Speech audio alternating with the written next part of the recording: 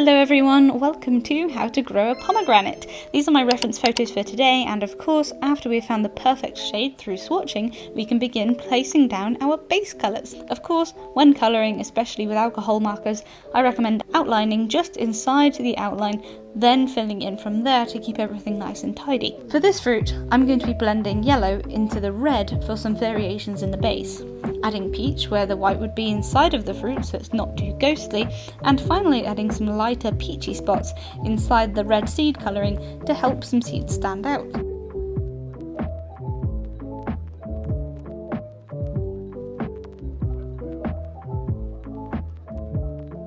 Once our base colours are down, we can start our detailing with coloured pencils. This is the brand I use and recommend. I've been using this brand for as long as I can remember, and we are going to be establishing depth with a warm brown around the seeds first. This is the brand I use and recommend. I've been using this brand for as long as I can remember now. We are going to be establishing depth in the seeds with a warm brown around the outsides of the seeds first, and we also want to add more dimension to the white insides of the fruit. So I'll just use this quickly to mark down where more detailing needs completing in the future.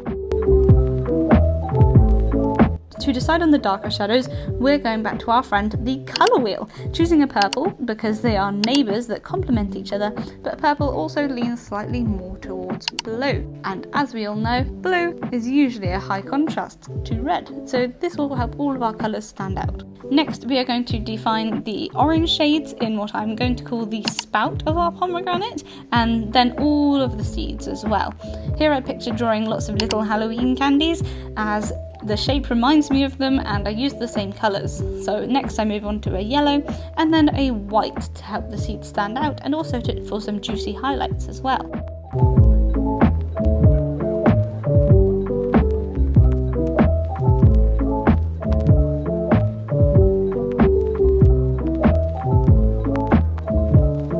Once the seeds are established, we want to start adding more dimension to the other insides using a lighter brown.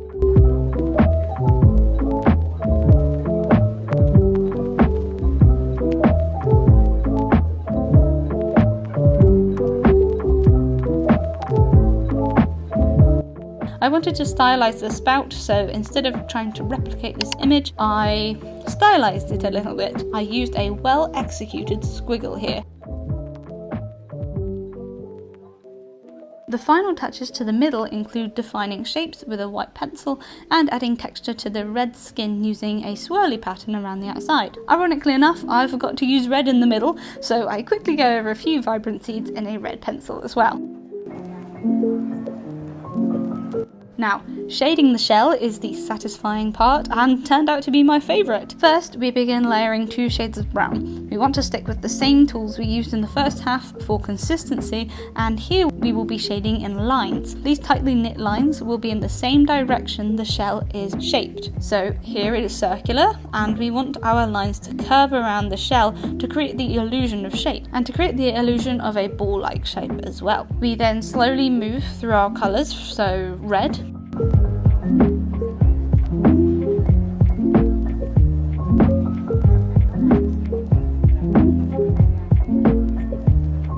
orange for some vibrancy over the top, peach for a slight reflective surface, and then white for the final highlights.